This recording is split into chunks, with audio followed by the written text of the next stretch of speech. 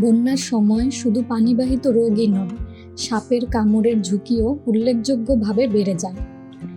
কারণ বন্যায় পানিতে সাপের স্বাভাবিক আবাসস্থল ডুবে গেলে তারা নিরাপদ ও শুকনো জায়গার খোঁজে মানুষের বসতবাড়ি, আশ্রয়কেন্দ্র এবং উঁচু স্থানে চলে আসে।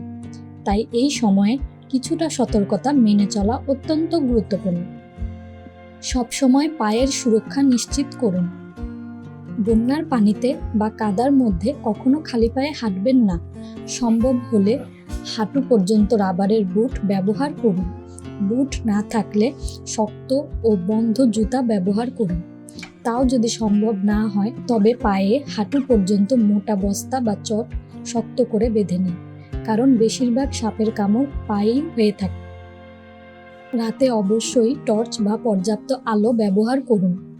অনেক সাপ রাতের বেলায় বেশি সক্রিয় থাকে, তাই অন্ধকারে হাঁটার সময় বা ঘরের বাইরে বের হওয়ার আগে অবশ্যই টর্চ ব্যবহার করুন। আলো থাকলে সাপকে আগে থেকেই শনাক্ত করা সহজ হয়।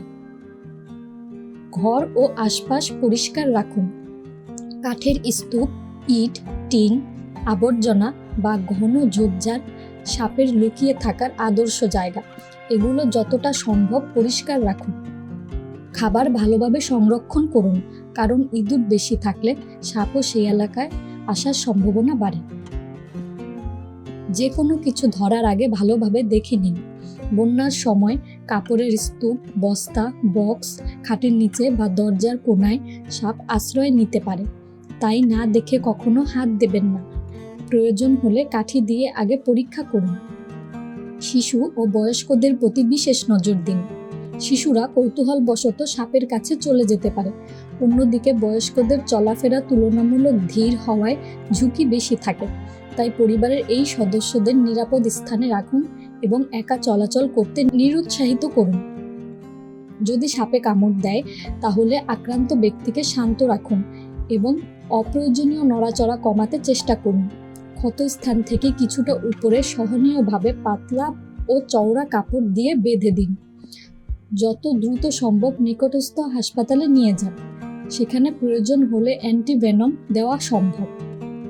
মনে রাখবেন, ক্ষতস্থান কেটে রক্ত বের করা, মুখ দিয়ে বিষ চুষে নেওয়া, বরফ লাগানো কিংবা পানি ঢালা, গাছের ছাল ছোবড়ার ওষুধ ব্যবহার করা বা খুব শক্ত করে দড়ি দিয়ে বেঁধে দেওয়া, এসব পদ্ধতি কোনো বৈজ্ঞানিক ভিত্তি নেই এবং এগুলো রোগীর ক্ষতি করতে পারে।